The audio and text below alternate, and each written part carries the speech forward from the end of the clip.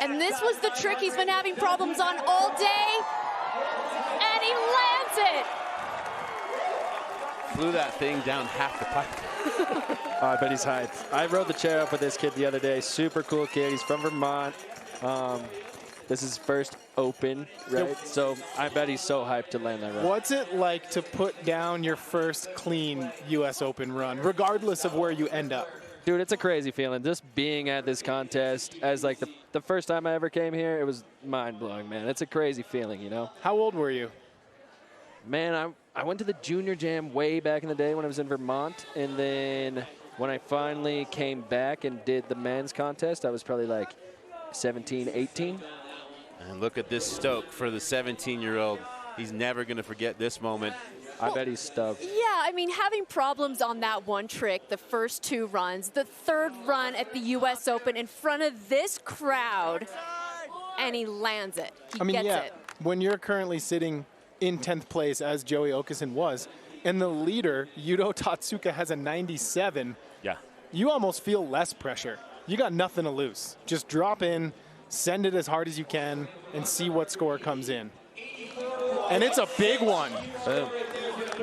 Puts him in 4th place. Oh, sweet, exactly, Bird. Like at this point, he's just doing it for himself, you know, which is awesome to see. And look at how stoked he is. That is an incredible. He just won. He's like, I won. Yeah. I won the Open. That's a major result for him. 17 years old, first U.S. Open.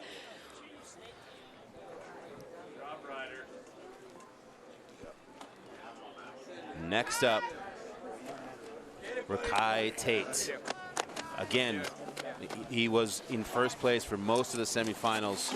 Really showed us what the creativity could look like top to bottom through this modified pipe. And he's been in a struggle on his first 2 runs. You want to see him be able to pull it through because this dude's got it. For sure, he's got an exciting upper section to watch.